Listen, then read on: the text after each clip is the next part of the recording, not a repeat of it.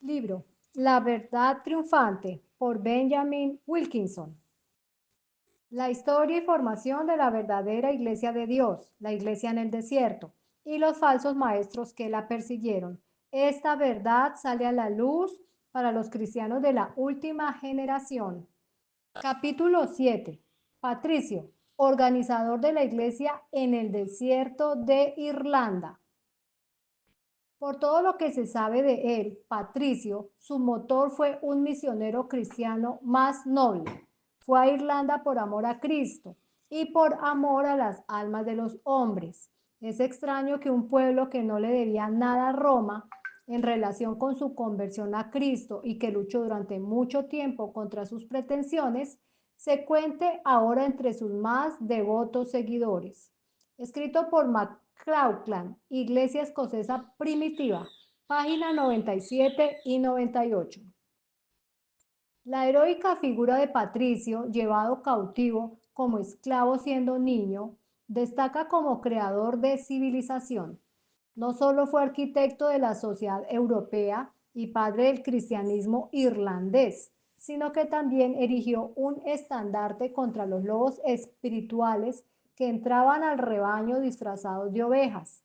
Se han escrito tantas leyendas y ficciones sobre él que casi se llega a creer que hubo dos individuos, el patricio real y el patricio ficticio. Esta afirmación puede sorprender a muchos, pero es un hecho que el verdadero patricio pertenecía a la iglesia del desierto.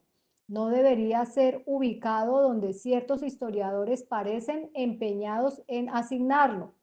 Los hechos presentados en las siguientes páginas serán sin duda una revelación para muchos que, engañados por representaciones erróneas, no se han dado cuenta de a qué iglesia pertenecía Patricio, niño y apóstol. Como se mostrará más adelante, pertenecía a esa iglesia primitiva que llega a Irlanda desde Siria. No tenía ninguna relación con el tipo de cristianismo que se desarrolló en Italia y que siempre estuvo en guerra contra la iglesia organizada por patricios. Patricio pertenece a la raza celta, de la cual forman parte los británicos de Inglaterra, así como los escoceses e irlandeses. La vivacidad del temperamento celta se ve igualada por una noble valentía ante el peligro y un profundo amor por el conocimiento. Los celtas, al igual que los germanos, poseen un profundo fervor religioso que los lleva a ser devotos de la fe de su elección. Esta raza antaño se extendía desde Escitia hasta Irlanda. Los celtas descienden de Gomer, nieto de Noé, de quien heredaron a lo largo de los siglos el nombre de cimerios. De hecho, los galeses hoy se llaman a sí mismos Cymri. Tres países, Gran Bretaña, Irlanda y Francia, son reivindicados por diferentes autores como la patria de Patricio. La evidencia indica claramente que nació en el reino de Estraclide, habitado y controlado por los antiguos británicos, situado inmediatamente al noroeste de Inglaterra. Roma había dividido la isla en 5 provincias y además reconoció al reino de Estraclide. Era costumbre entonces referirse a estas divisiones como las brítanas. El Senado romano había extendido el derecho de ciudadanía a 10 de las ciudades más importantes de estas brítanas. Dado que sus padres residían en una de estas 10 ciudades, es muy probable que Patricio, al igual que Pablo, naciera como ciudadano romano. Nació alrededor del año 360 después de Cristo. Afortunadamente, dos de los escritores de Patricio, en sus dos escritos, su confesión y el carta contra Corótico, un rey británico cercano, sobreviven y pueden encontrarse fácilmente. En la carta, Patricio relata cómo renunció a sus altos privilegios para convertirse en esclavo de Cristo. Sobre su fe y su dedicación a Dios dice: Yo era un hombre libre según la carne. Nací de un padre de Curión, porque vendí mi nobleza por el bien de los demás, y no me avergüenzo ni me aflijo por ello. Finalmente soy un siervo de Cristo, entregado a una nación extranjera por causa de la gloria inefable de una vida eterna, que es Cristo Jesús, Señor nuestro. De los dos escritos, a saber, la confesión y la carta, Sir William Bentham dice: en ellos no se encontrará ninguna presunción arrogante, ningún orgullo espiritual, ninguna pretensión de santidad superior, ninguna maldición de los magos o de los ríos, porque sus seguidores se ahogaron en ellos, ninguna veneración o adoración de reliquias, ningún bastón consagrado o donaciones de sus dientes por reliquias, que aparecen con tanta frecuencia en las vidas y también en las colecciones de Tirechán, refiriéndose a Palladio, no a Patricio. A los 16 años, Patricio fue llevado cautivo a Irlanda por piratas que, al parecer, habían navegado por el río Clyde o desembarcado en la costa cercana. Sobre esto escribe en esta confesión: yo, Patricio, pecador, el más rudo y menos de todos los fieles, y el más despreciable para muchos, tuve por padre a Calpurnio, diácono, hijo del difunto Pótito, el presbítero que vivía en la aldea de Banaván, Tibernia, pues tenía una pequeña granja cerca del lugar donde fui capturado. Tenía entonces casi 16 años. Desconocía al Dios verdadero y fui llevado cautivo a Irlanda con miles de hombres conforme a nuestros merecimientos, porque nos alejábamos de Dios y no observábamos sus mandamientos. En esta declaración se puede observar que el abuelo de Patricio era presbítero, lo que indicaba que ocupaba un cargo eclesiástico equivalente al de obispo en el sentido papal del término. Esta es una de las muchas pruebas de que el celibato no era obligatorio entre el clero británico primitivo. El padre de Patricio era diácono, consejero municipal, agricultor y esposo. Para gloria de Dios, durante 7 años de esclavitud en Irlanda, Patricio aprendió la variante irlandesa de la lengua celta. Esto fue de gran valor, ya que la feroz disposición combativa de los irlandeses paganos de la época constituía un obstáculo para que los romanos o los británicos intentaran realizar una obra misionera a gran escala al otro lado del canal. Sin embargo, muchos de los que fueron llevados al cautiverio debieron ser cristianos, que se dedicaron con tanto ahínco a convertir a sus captores, que se encontró una considerable presencia cristiana en Irlanda cuando, tras su huida, Patricio se atrevió a regresar a evangelizar la isla. Se indica además en la cita anterior que fue llevado al cautiverio junto con miles de hombres. Las embarcaciones marítimas utilizadas en aquellos tiempos en las costas de Irlanda, llamadas coracles, eran pequeñas embarcaciones hechas de una estructura de mimbre recubierta de cuero o piel. La dificultad que suponía transportar a miles de cautivos en estas pequeñas embarcaciones indica que la incursión debió de realizarse en una costa cercana, lo que constituye un testimonio más que su patria eran los brítanos. Patricio, al igual que su maestro de Galilea, debía aprender la obediencia mediante el sufrimiento. Le guardaba una gran tarea. La Iglesia Apostólica había obtenido una victoria relativamente fácil en su lucha contra un mundo pagano durante 3 siglos, pero una tarea casi imposible le aguardaba cuando un cristianismo transigente, imponiendo sus doctrinas a punta de espada, se había convertido en la religión oficial del Imperio Romano. Era la hora en que se necesitaba una nueva línea de líderes. Mientras comenzaba la lucha de las iglesias libres por vivir sin la dominación de un clero estatal, Dios estaba entrenando a Patricio. Al considerar los primeros años de la vida de este líder cristiano, lo más importante es notar lo que fue sucediendo en la historia contemporánea de vigilancia. Realizaba su obra en el sur de Francia y el norte de Italia, o entre los pueblos latinos. Poco antes de la época de Patricio, el imperio de Constantinopla había estado bajo el gobierno de Constancio II, quien se resistía a aceptar las ideas extremistas sobre la divinidad que habían ganado el voto bajo su padre, Constantino el Grande, en el primer concilio de Nicea, como se relatará más adelante. Una oposición similar a esas ideas extremistas prevaleció en toda Europa. La creencia de Patricio era la de la oposición.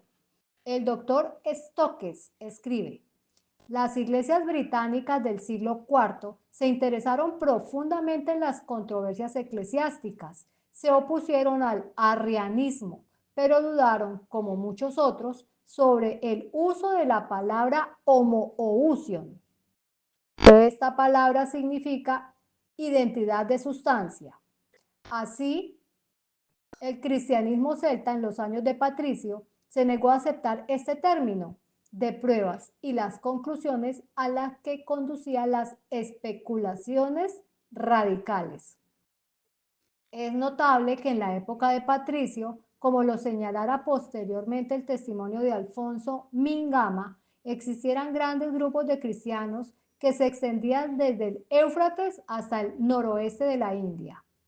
En el año 411 después de Cristo, cuando Patricio se encontraba en la cúspide de su labor, el reconocido líder de la Iglesia de Oriente en Seleucia, Persia, consagró a un administrador metropolitano para China, quien debió tener a su cargo a muchos directores provinciales. Esto indica la existencia de numerosas iglesias cristianas en China en aquella época. Ambrosio informó en el año 396 después de Cristo que Museum, un líder de la iglesia abisinia, había viajado por casi todo el país de los seres. Seres era el nombre que se daba a los chinos. En verdad, la época en que trabajó Patricio fue testigo de escenas conmovedoras en todo el mundo. Tanto Isaac como director supremo, como Teodoro de Mopsuestia, autor y teólogo, fueron líderes influyentes de la gran iglesia de Oriente durante el periodo del ministerio de Patricio. La influencia de los escritos de Teodoro en la formación del cristianismo oriental durante siglos y su destacada labor al refutar las doctrinas del mitraísmo en Oriente, mientras Patricio obtenía sus victorias en Occidente, es fundamental. Subtítulo: el cristianismo en Irlanda antes de Patricio. El cristianismo celta abarcó más que el cristianismo irlandés y británico. Existía un cristianismo celta-galo, francés, y un cristianismo celta-gálata, así como un cristianismo celta-británico. Tan grandes fueron las migraciones de pueblos en la antigüedad que no solo los griegos, sino también los asirios se asentaron en gran número en la tierra que hoy conocemos como Francia.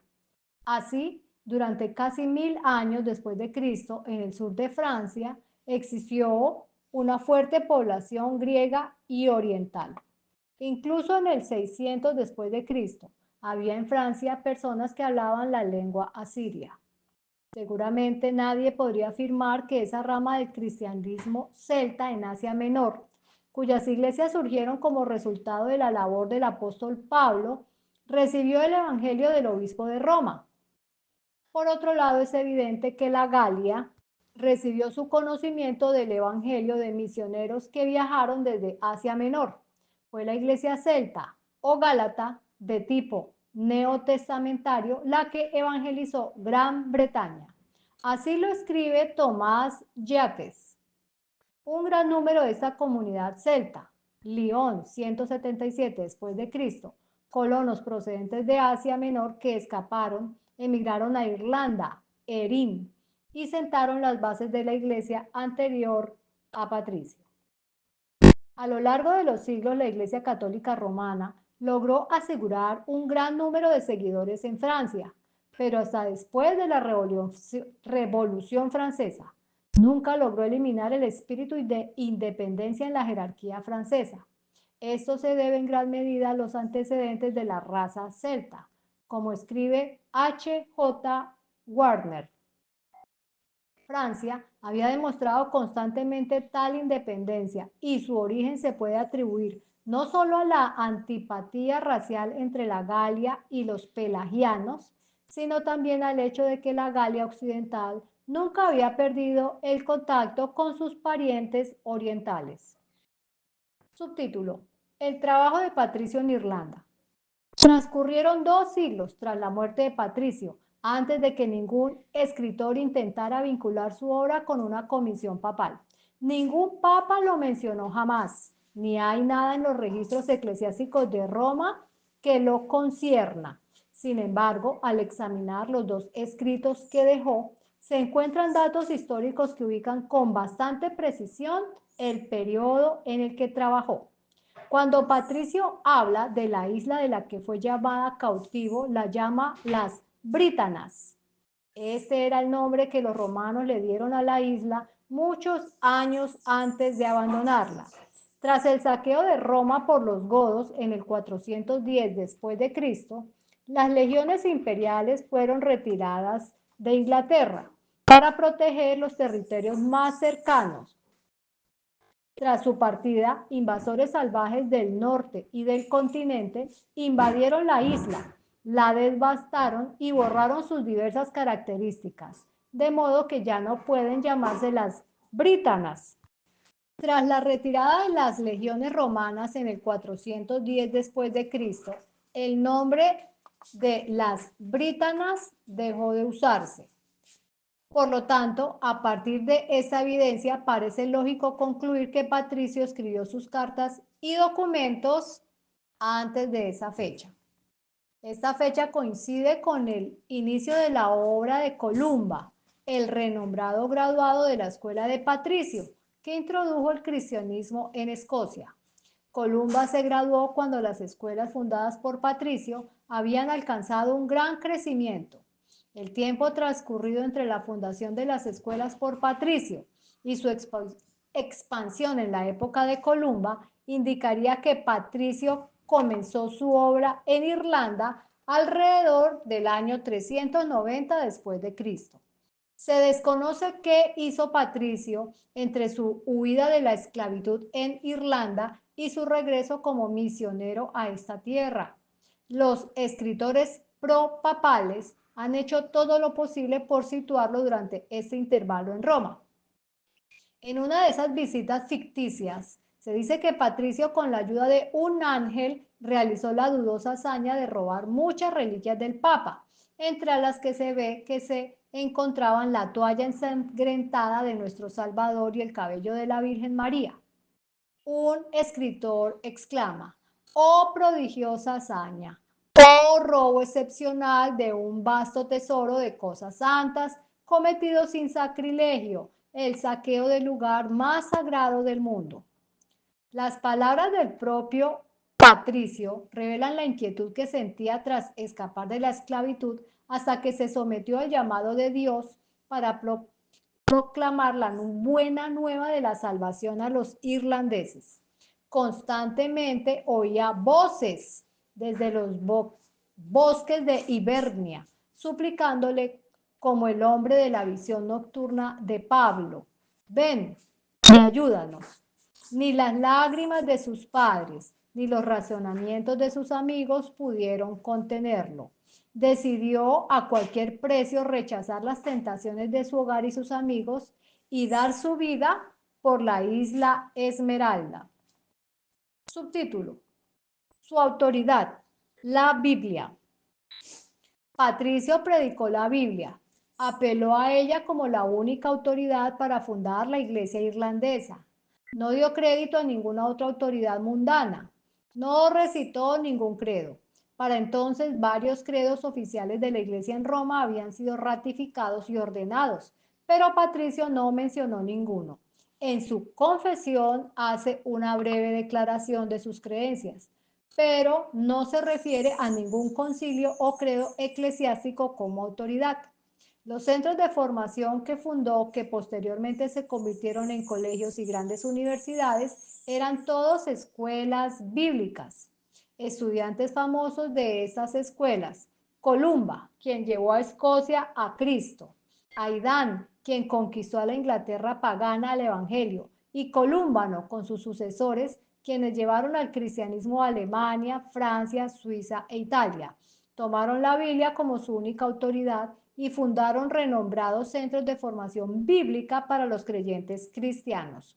Una autoridad, al describir las Biblias manuscritas producidas en estas escuelas, afirma: en cuanto a la delicadeza de su manejo y la ejecución minuciosa pero impecable, toda la gama de paleografía no ofrece nada comparable a esos primeros manuscritos irlandeses.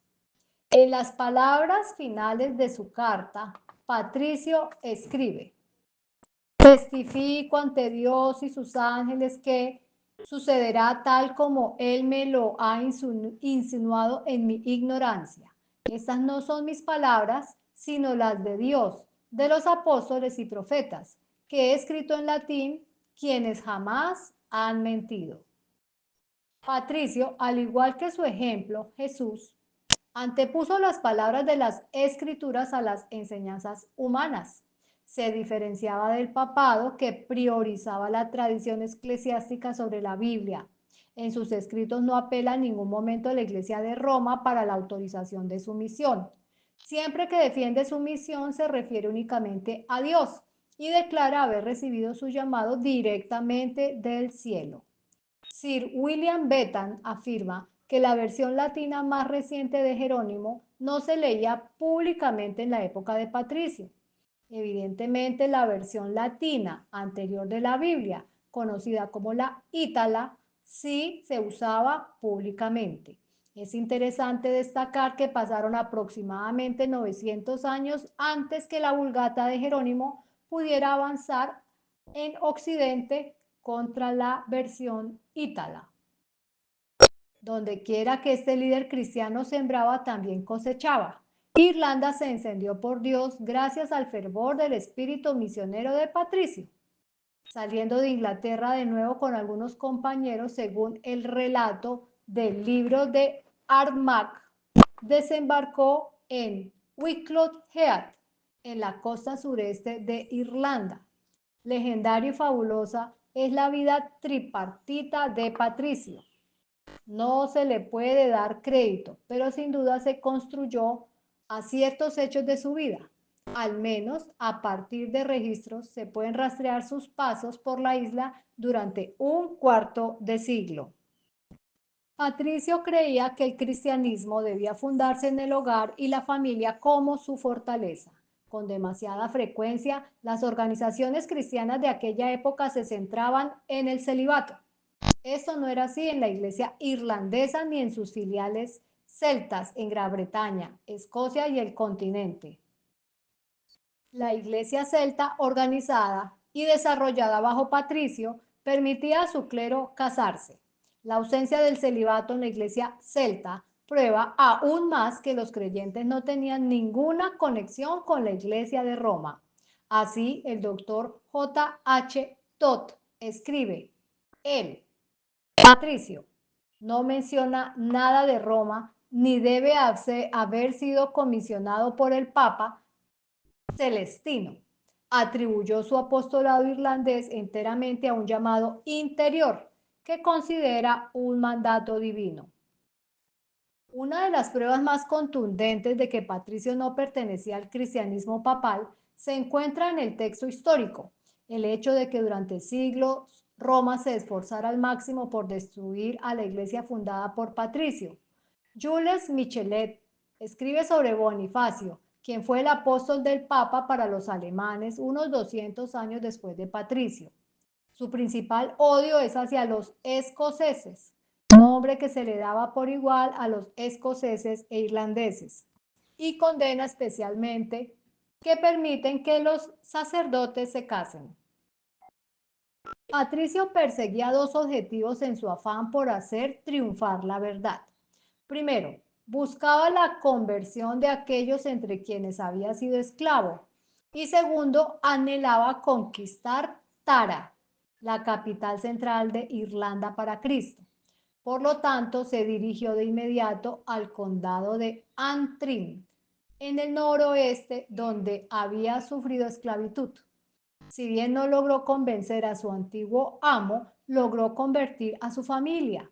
Esto abrió la puerta a nuevas labores misioneras, no solo en esa región, sino también a través de las aguas adyacentes hacia la cercana Escocia.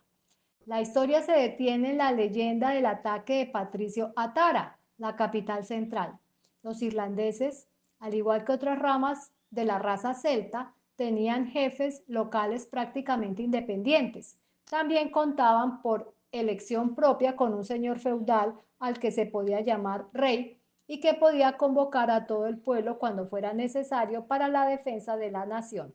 Durante muchos años, Tara había sido renombrada capital de Irlanda, a la que acudían los jefes irlandeses para dirigir los asuntos generales del reino. Estas reuniones se dedicaban no solo a los negocios, sino también a festivales adornados con escenas brillantes y eventos conmovedores, como escribió Thomas More. El arpa que una vez recorrió los pasillos de Tara, el alma de la música derramada, ahora cuelga muda en las paredes de Tara, como si aquella alma hubiese huido. Así duerme el orgullo de antaño, así que la emoción de la gloria ha terminado, y corazones que una vez latieron fuerte por la alabanza, ahora no sienten más ese pulso. Según cuenta la historia, fue durante una de esas asambleas que Patricio se apareció personalmente para proclamar el mensaje de Cristo. El evento está tan rodeado de leyendas, muchas de ellas demasiado fabulosas para ser consideradas, que muchos detalles no pueden presentarse como hechos. Sin embargo, su éxito no estuvo a la altura de sus expectativas, pero mediante esfuerzos fieles colocó la bandera del cristianismo en el centro político de la vida nacional. No entró en la capital porque sentía que la obra de Dios necesitaba la ayuda del Estado. Patricio rechazó la unión de Iglesia y el Estado. Habían pasado más de 100 años desde que el primer concilio mundial de Nicea unió la Iglesia con el imperio. Patricio rechazó este modelo, siguió la lección del Evangelio de Juan cuando Cristo se negó a ser rey. Jesús dijo, mi reino no es de este mundo. No solo el apóstol irlandés, sino también sus famosos sucesores, Colúmbano en Escocia y Columbano en el continente, ignoraron la supremacía del pontífice papal. Nunca habrían aceptado convertir al papa en rey, aunque el imperio romano después del siglo IV habían favorecido dicha supremacía, aún existía un gran descontento en toda Europa contra esta intrusión del poder civil en la iglesia. Mientras Patricio trabajaba en Irlanda, el obispo del norte de África en 418 después de Cristo excomulgó a Apiario, un clérigo por graves delitos. El culpable apeló al Papa, quien lo absolvió por encima de sus sucesores. Los obispos respondieron reuniéndose en concilio y aprobando una protesta que prohibía que el bajo clero apelara contra sus obispos ante una autoridad ultramarina. El Papa respondió con resoluciones que, según él, habían sido aprobadas por el Concilio de Nicea. Su ilegalidad fue expuesta por los prelados africanos.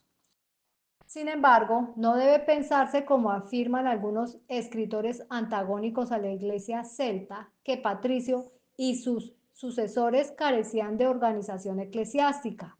El doctor Benedict Fitzpatrick, erudito católico, se opone a tal postura. Presenta pruebas satisfactorias para demostrar que los fundadores irlandeses del cristianismo celta crearon una organización espléndida. Subtítulo: El ficticio Patricio. Las historias tradicionales que surgieron le atribuyen muchos milagros a Patricio. 2 o 3 bastarán para mostrar la diferencia entre el héroe milagroso de la ficción fanática y el verdadero Patricio. El patricio celta llegó a Irlanda de forma ordinaria. El patricio ficticio, para facilitar el paso a un leproso cuando no había sitio en el barco, arrojó su altar portátil de piedra al mar. La piedra no se hundió ni fue superada por el barco, sino que flotó alrededor del barco con el leproso encima hasta llegar a Irlanda. Para conectarse a este gran hombre con la sede papal se relató: el sueño se apoderó de los habitantes de Roma, de modo que Patricio se llevó todas las reliquias que necesitó. Posteriormente, estas reliquias fueron llevadas a Armagh por consejo de Dios y de los hombres de Irlanda. Lo que se trajo entonces fueron 365 reliquias, junto con las de Pablo, Pedro, Lorenzo, Esteban y muchos otros. Y había allí un lienzo con la sangre de Cristo y el cabello de la Virgen María. Pero el doctor Killen refuta esta historia declarando: él, Patricio, nunca menciona ni a Roma ni al Papa, ni insinúa tener alguna relación con la capital eclesiástica de Italia. No reconoce otra autoridad que la palabra de Dios. Cuando Palladio llegó al país, no era de esperar que recibiera una cálida bienvenida del apóstol irlandés. Si fue enviado por el Papa Celestino a los cristianos nativos para ser su primado o arzobispo, no es de extrañar que el valiente patricio se negara a doblegarse ante semejante yugo de esclavitud. Unos 200 años después de Patricio, los autores papales comenzaron a hablar de un tal Palladio, que fue enviado en 430 después de Cristo por el mismo Papa Celestino como obispo a los irlandeses. Sin embargo, todos admiten que permaneció poco tiempo en Irlanda y se vio obligado a retirarse debido a la falta de respeto que se le mostró. Aquí se repite uno más de los muchos milagros legendarios que surgieron de la credulidad y la tradición de Roma. Fue a Roma para recibir las órdenes eclesiásticas y Celestino, abad de Roma, fue quien leyó las órdenes sobre él, estando presentes con ellos Germano y Amatón, rey de los romanos. Y cuando se leyeron las órdenes, los 3 coros respondieron mutuamente: el coro de la casa celestial, el coro de los romanos y el coro de los niños del bosque de Fotland. Esto es, que cantaron todos: todos los irlandeses te suplicamos, San Patricio, para que vengas a caminar entre nosotros y nos liberes. Es dudoso que los coros del cielo acepten esta representación de que eran irlandeses. Subtítulo: Guerra contra la Iglesia celta. La creciente frialdad entre la Iglesia celta y romana, como se señaló en los párrafos anteriores, no se originó en una actitud hostil del clero celta. Surgió porque consideraban que el papado se alejaba cada vez más del sistema apostólico del Nuevo Testamento. Ningún papa comunicó jamás a los principales obispos de la Iglesia la noticia de la gran transformación del paganismo al cristianismo obrada por Patricio. Esto sin duda lo habrían hecho, como se hizo en otros casos, si hubiera sido un agente del pontífice romano. Llama la atención la ausencia de cualquier referencia al patricio en la historia eclesiástica de Inglaterra,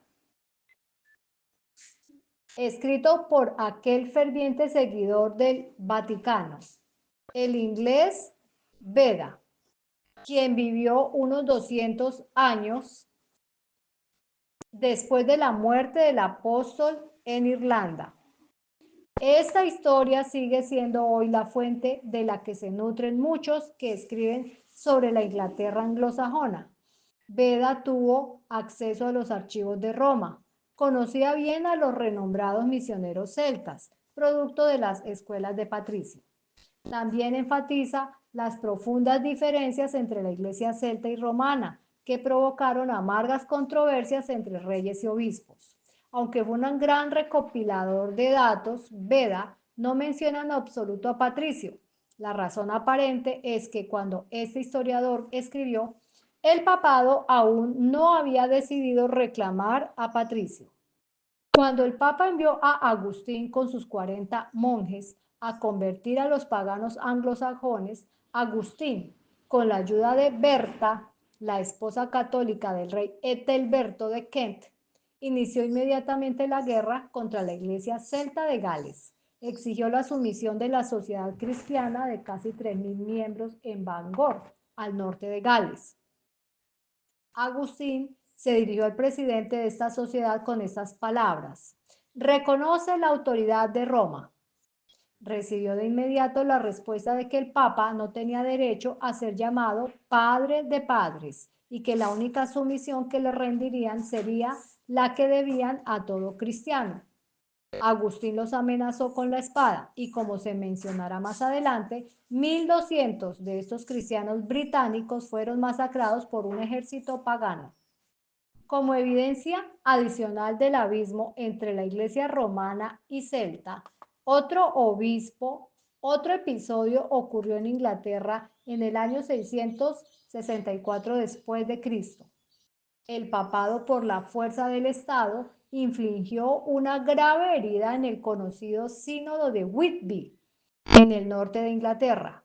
El rey de esa región se había casado con una princesa católica romana, quien, con la ayuda de su confesor sacerdotal, tendió la trampa a los pastores graduados de la escuela de Patricio. El rey, cansado de la disputa entre las dos comuniones, se convirtió en un instrumento para el plan. Esa conferencia, con sus injustas decisiones, expulsó a los líderes de la iglesia celta del norte de Inglaterra. Unos 50 años después, en el 715 después de Cristo, la creciente influencia de la Iglesia Católica Romana, respaldada por los monarcas papales de Europa, provocó un ataque contra Iona, el centro del cristianismo celta en Escocia. Fundada por Columba y celebrada en canciones e historias, fue atacada y el clero de la iglesia irlandesa fue expulsada del lugar. Subtítulo: el personaje de Patricio. Patricio, si bien manifiesta todas las virtudes de un carácter apostólico, también poseía las virtudes más firmes. Al igual que Moisés, fue uno de los hombres más humildes. Demostró la firmeza de propósito necesaria para lograr una gran tarea. Su espléndida capacidad para organizar y ejecutar sus proyectos cristianos reveló su exitosa capacidad de liderazgo. Era franco y honesto. Atraía a los hombres hacia él y estaba rodeado de un grupo de hombres cuyos corazones Dios había tocado. Se necesitaba un líder así para reavivar la llama de la fe del Nuevo Testamento en Occidente, para levantar los cimientos antiguos y sentar las bases de un futuro cristianismo poderoso. Para guiar a los nuevos conversos, Patricio ordenó supervisores u obispos a cargo de las iglesias locales. Donde quiera que iban surgían nuevas iglesias, y para fortalecerlas también fundó escuelas. Estas dos organizaciones estaban tan estrechamente unidas que algunos escritores las han llamado erróneamente monasterios. Los grupos académicos y misioneros creados por Patricio eran muy diferentes de aquellos centros ascéticos y célibes que el papado se esforzaba por multiplicar. Según Sir William Bentham, la vida monástica era considerada vergonzosa por los escoceses y los godos durante los primeros 4 siglos de la era cristiana. Entre las escuelas de formación más famosas que fundó Patricio se encuentran Bangor, Clonmacnoise, Clonard y Armagh. En Armagh, el centro más renombrado de Irlanda, se encuentran hoy los palacios del primado de la Iglesia de Inglaterra y del primado católico romano. 2 magníficas catedrales llaman la atención. Cada una está construida sobre una colina elevada, con un hermoso valle entre ellas. Una es la Catedral de las Reliquias de la Iglesia de Roma, la otra de la Iglesia de Inglaterra. Armagh pasó de ser una pequeña escuela a un colegio y luego a una universidad. Se dice que llegó a tener hasta 7.000 estudiantes. A medida que Irlanda se hizo famosa por sus centros de formación, adquirió el nombre de Tierra de Santos y Eruditos. En esta escuela se leían diligentemente las escrituras y se coleccionaban y estudiaban con entusiasmo libros antiguos.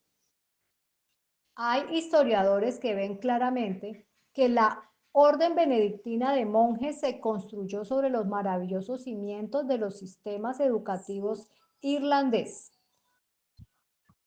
C.W. Bishman se pregunta por qué se permitió que la regla benedictina sustituyera a la regla de Bangor. Su respuesta es que esta favoreció la regla benedictina donada por uno de los hijos del papado y además estaba celosa de la iglesia celta y desplazó a la regla de Bangor. Benito, el fundador de la orden, despreciaba el saber y no le prestó atención en su orden, y sus escuelas nunca lo adoptaron, hasta que se vieron obligados a hacerlos alrededor del año 900 después de Cristo, después de que Carlos el Grande hubiera marcado el ritmo.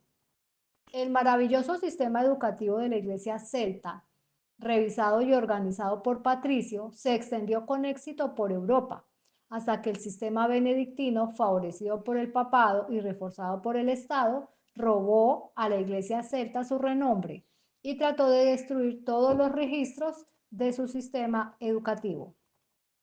Subtítulo: Las creencias y enseñanzas de Patricio. En los años previos al nacimiento de Patricio, nuevas y extrañas doctrinas inundaron Europa como las olas del océano. Las verdades del Evangelio, que estimulaban la mente de la gente, habían abierto tantas áreas de influencia que el clero intrigante que ansiaba la corona y rehuía la cruz, habían introducido doctrinas falsificadoras. Patricio se vio obligado a oponerse a estas enseñanzas. En el concilio de Nicea, convocado en el año 325 después de Cristo por el emperador Constantino, dio inicio a la controversia religiosa que nunca ha cesado. Reunió bajo la sanción de una iglesia y un Estado unidos. Esa famosa reunión exigió la sumisión de los creyentes a las nuevas doctrinas. Durante la juventud de Patricio y durante el medio siglo anterior se habían reunido 45 concilios y sínodos eclesiásticos en diversas partes de Europa. Sobre ello, Samuel Edgar dice: la presumida unidad del romanismo se manifestó gloriosamente en los diversos concilios y confesiones del siglo IV. El papado, en esa ocasión, como en cualquier otra, eclipsó el protestantismo en la creación de credos. Según Jortin, se celebraron 45 concilios en el siglo IV. De estos, 13 fueron contra el arrianismo, 15 a favor de esa herejía y 17 a favor del semi-arrianismo. Los caminos estaban abarrotados de obispos que acudían a los sínodos, y los gastos de viaje sufragados por el emperador agotaban los fondos públicos. Estas exhibiciones se convirtieron en la burla de los paganos, quienes se divertían al ver a los hombres educados desde la infancia en el cristianismo y designados para instruir a otros en esa religión, acudir de esta manera a lugares y convenciones distantes para confirmar su fe. La cuestión candente de las décadas posteriores al Concilio de Nicea fue cómo expresar las relaciones entre las tres personas de la deidad, Padre, Hijo y Espíritu Santo. El concilio había decidido y el papado se había apropiado de la decisión. Las personalidades de la Trinidad no se confundieron ni la sustancia se dividió. El clero romano afirma que el cristianismo había encontrado en la palabra griega homoousios, en español consustancialidad, un término apropiado para expresar esta relación. Entonces el partido papal procedió a llamar arrianos a quienes no suscribieron esta enseñanza, mientras que ellos se arrogaban el título de trinitarios. Se difundió la acusación errónea de que todos los llamados arrianos creían que Cristo era un ser creado. Esto provocó la indignación de aquellos que no eran culpables de la acusación. Patricio fue espectador de muchas de estas asambleas conflictivas. Para, para comprender bien su situación, será interesante examinar por un momento este término que ha dividido a muchas iglesias y ha llevado a muchos cristianos sinceros a la hoguera. En español la palabra es consustancial, lo que connota que más de una persona habita en la misma sustancia, sin división ni separación. El término original en griego es homoousios, de homos, que significa idéntico, y ousia, que significa ser. Sin embargo, surgió un gran problema, ya que hay dos términos en griego de fama histórica. El primero, homos, que significa idéntico, y el segundo, homoios, que significa similar o similar a. Tenían ambos la historia, tenían ambos una historia tormentosa. La ortografía de estas palabras es muy similar. La diferencia de significado aplicada a la deidad desconcierta a los creyentes ingenuos. Sin embargo, quienes pensaban en términos de homoiousian o similar en lugar de homoousian o idéntico, eran rápidamente tachados de herejes y arrianos por el clero. Sin embargo, cuando el emperador Constantino, en plena asamblea del Concilio de Nicea, preguntó a Osius, el obispo presidente, cuál era la diferencia entre ambos términos, Osius respondió que ambos eran iguales. Ante esto, todos, salvo unos pocos obispos, estallaron en carcajadas y se burlaron del presidente con la herejía. Dado que se han escrito volúmenes sobre este problema en siglos pasados, sería inapropiado tratarlo aquí. Sin embargo, tuvo un efecto tan profundo en otras doctrinas relacionadas con el plan de salvación y en los actos de culto externos que se creó una brecha entre el papado y las instituciones de la Iglesia que Patricio había fundado en Irlanda. Aunque Patricio era todo menos arriano, se negó a coincidir con la idea de igualdad que se encuentra en la convincente palabra consustancial homo u homo o usiano.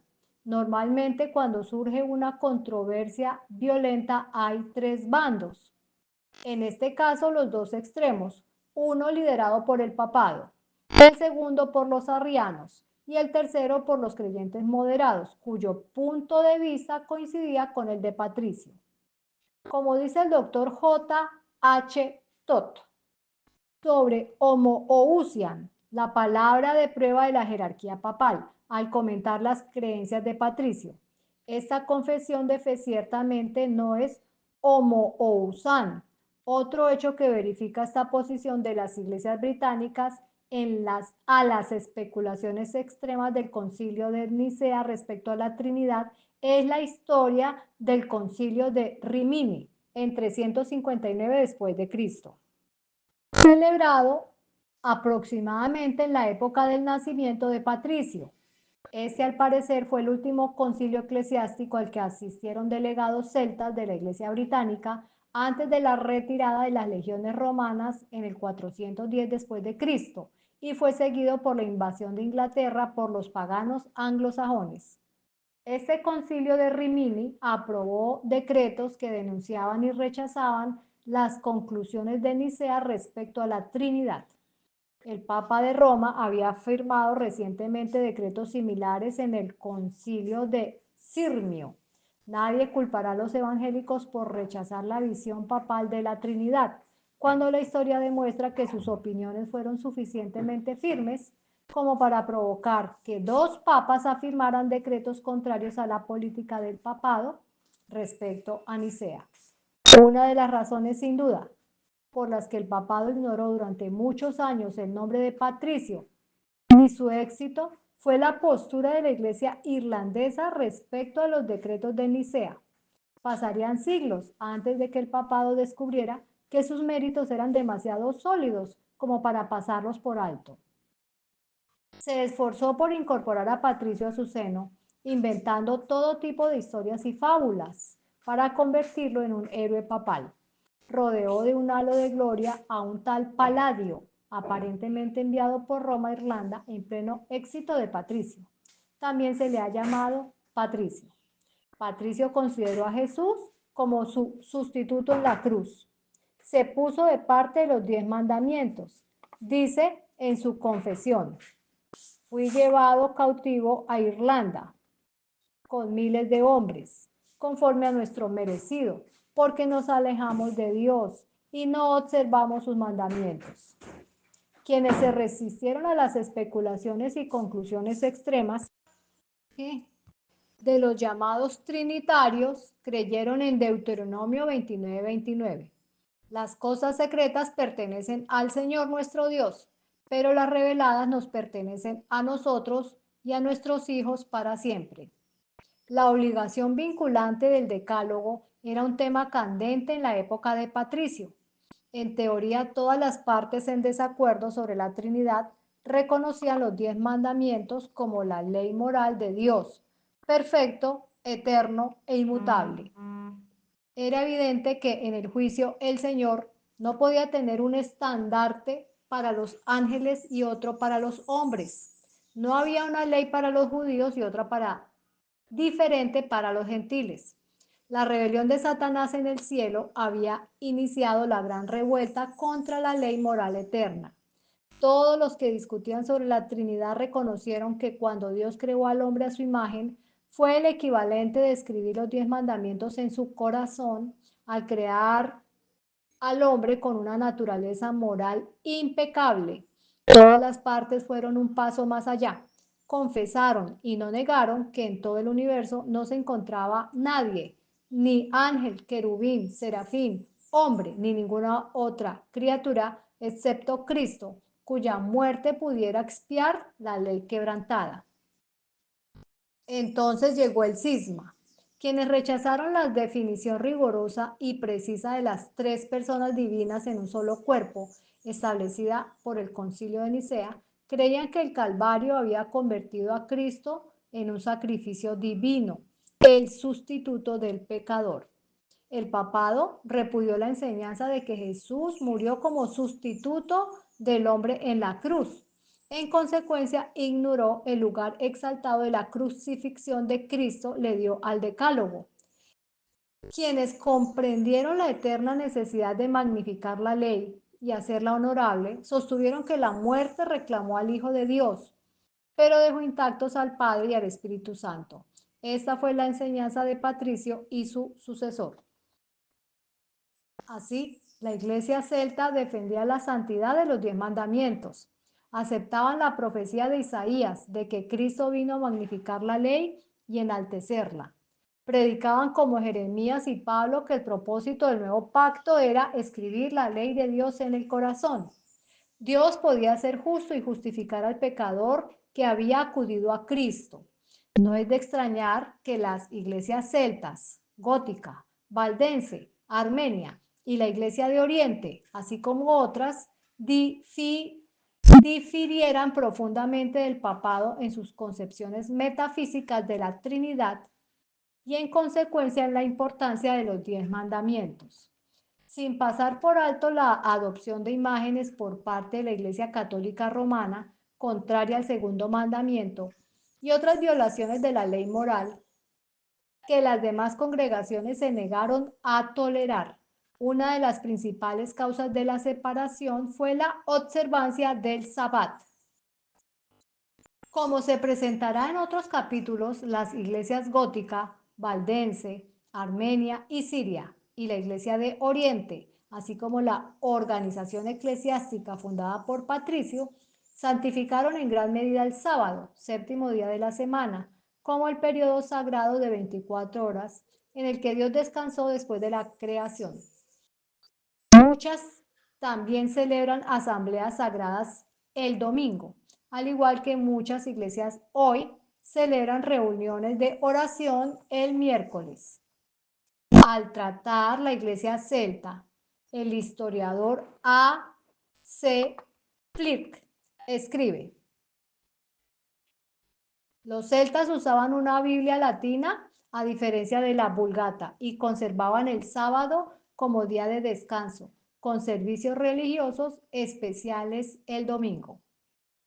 T. Radcliffe Barnett, en su libro sobre la ferviente reina católica de Escocia, que en 1060 después de Cristo fue la primera en intentar la ruina de los hermanos de Columba, escribe: en este asunto, los escoceses tal vez habían mantenido el uso tradicional de la antigua iglesia irlandesa, que observaba el sábado en lugar del domingo como día de descanso. También se puede afirmar que Columba, quien convirtió a Escocia al cristianismo, enseñó a sus seguidores que debían practicar las obras de piedad y castidad que pudieran aprender de los escritos proféticos, evangélicos y apostólicos. Esto revela cómo Patricio y sus colegas hicieron de la Biblia el origen y el centro de toda educación.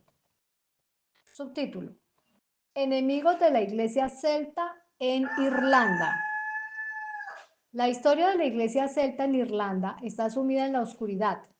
Desde antes de la llegada de los daneses en el siglo XIX hasta 2 siglos y medio durante su supremacía en la isla Esmeralda.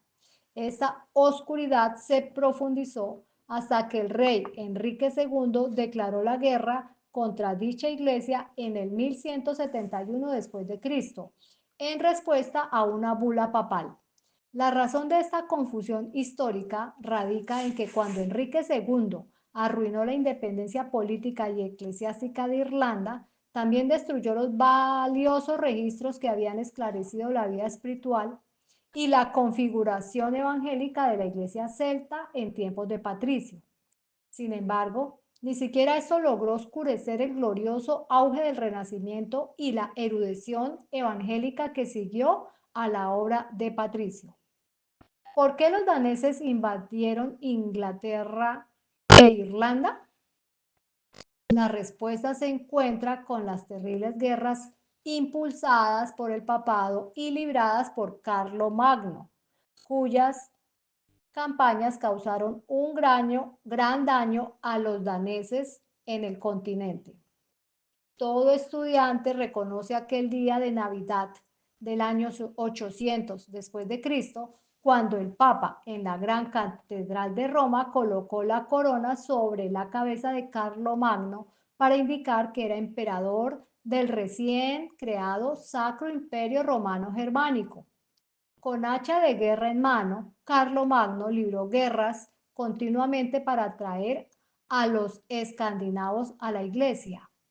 Esto enfureció a los daneses.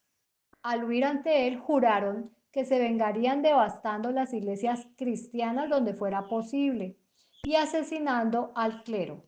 Esta es la razón de la fanática invasión de Inglaterra e Irlanda por parte de estos guerreros escandinavos. Las expediciones devastadoras se convirtieron en dominaciones organizadas bajo el mando de famosos líderes daneses. Turgesio desembarcó con su flota de buques de guerra en la costa de Irlanda alrededor del año 832 después de Cristo. Navegó tierra adentro dominando hacia el este, el oeste y el norte del país. Sus flotas saquearon los centros de aprendizaje y arruinaron las iglesias. ¿Cómo lograron los daneses derrocar a la iglesia celta? Primero resistiendo y luego abrazando el papado. No debe pensarse que esos invasores, por ser paganos, también fueron ignorantes y analfabetos. Eso está muy lejos de la realidad. Sobresalieron en muchos ámbitos del saber y la cultura. Con el paso de los años y la disminución del resentimiento danés hacia el cristianismo, muchos se convirtieron en cristianos nominales. Al estar en constante conflicto con los centros de la iglesia celta, la hostilidad hacia ella se inculcó en los invasores. Por otro lado, el cristianismo semipagano danés quedó profundamente impresionado por las magníficas catedrales, la colorida jerarquía y los atractivos ritos y ceremonias del papado. Es natural, por lo tanto, que buscaran la ordenación de su clero a manos de obispos latinos. A medida que se profundiza en el tema, Se apreciará la fuerza de la siguiente cita del doctor George T. Stokes.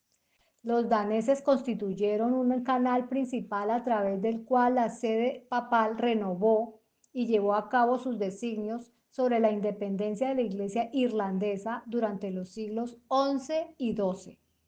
Cuando los obispos daneses de Waterford fueron consagrados por la sede de Canterbury, ignoraron a la Iglesia irlandesa y a los sucesores de Patricio, de modo que desde ese momento hubo dos iglesias en Irlanda. Turgesius fue el primero en reconocer las ventajas militares y el atractivo terreno sobre el que ahora se asienta la ciudad de Dublín. Con él comenzó la fundación de la ciudad, que se expandió hasta convertirse en el reino de Dublín.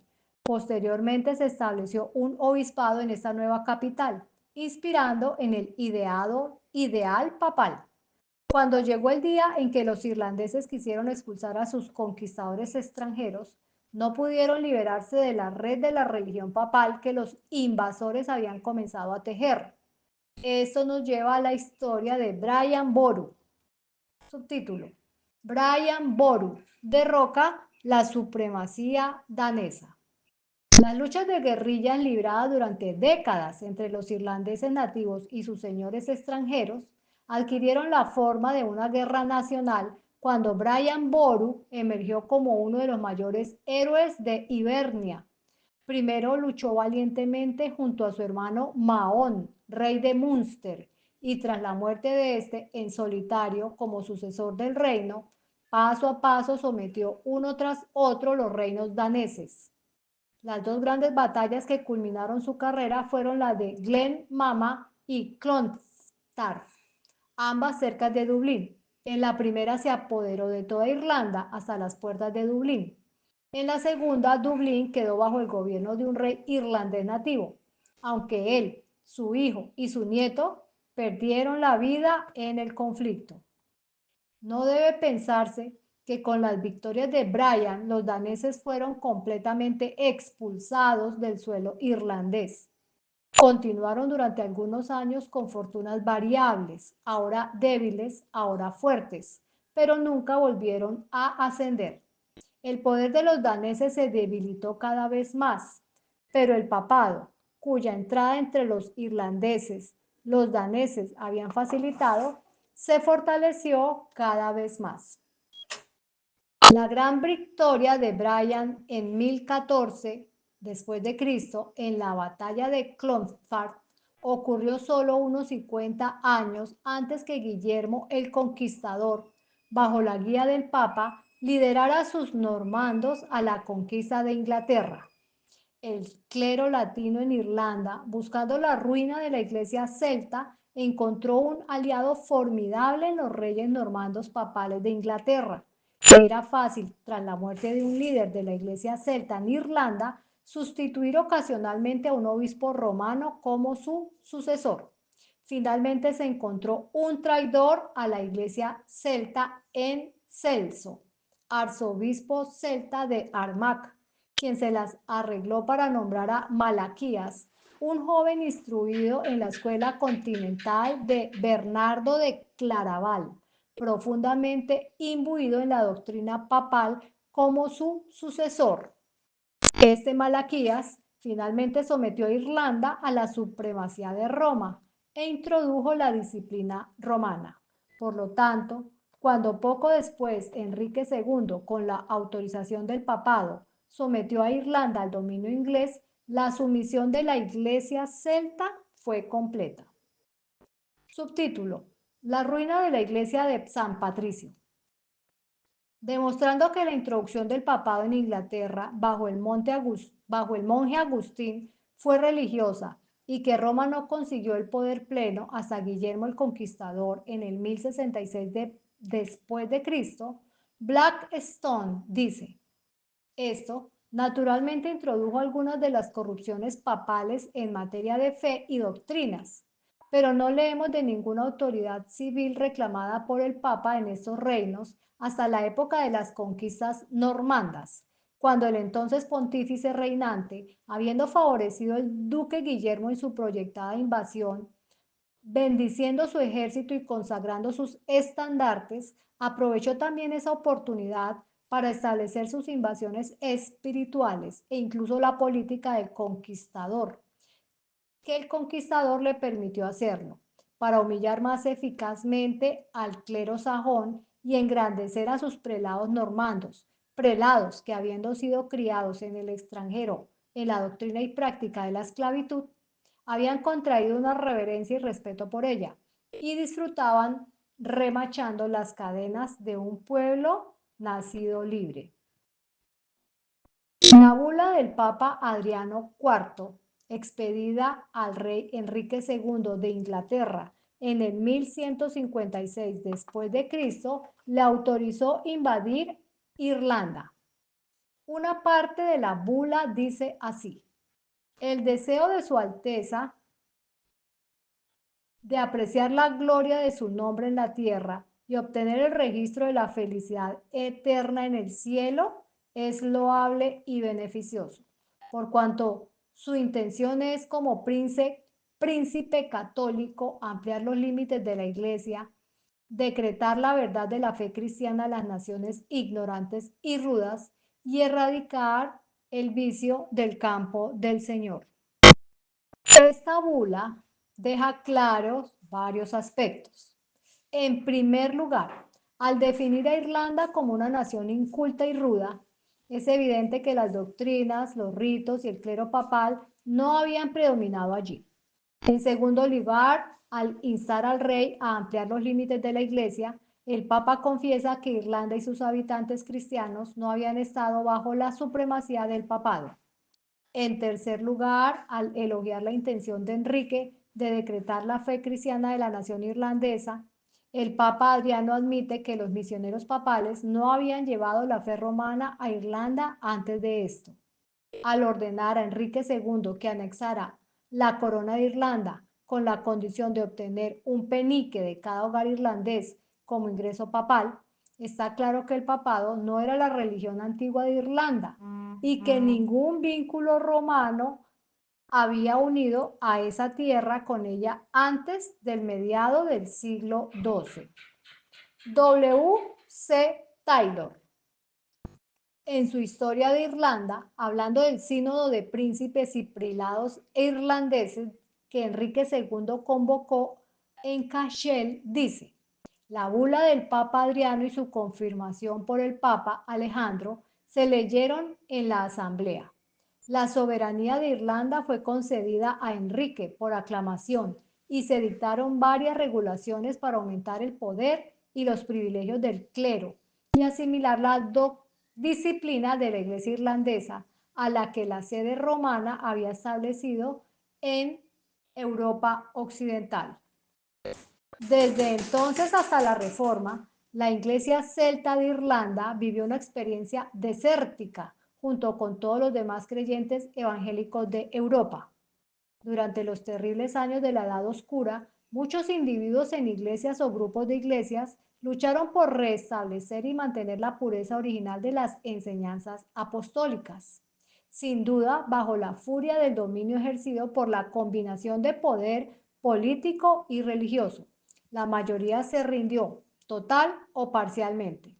Así como durante los 1260 años, la iglesia en el desierto, tanto en tierras musulmanas como en lejanas tierras paganas, cayó en ritos y ceremonias bárbaras. La iglesia celta en Irlanda sucumbió en gran medida a las prácticas papales. Sin embargo, el glorioso sustrato perduró, y cuando Dios en su misericordia derramó sobre el mundo el esplendor espiritual de la Reforma, muchos de estos cristianos oprimidos revivieron y sustituyeron la supremacía de la Biblia por el dominio de la jerarquía. Libro La verdad triunfante por Benjamin Wilkinson. Bendiciones.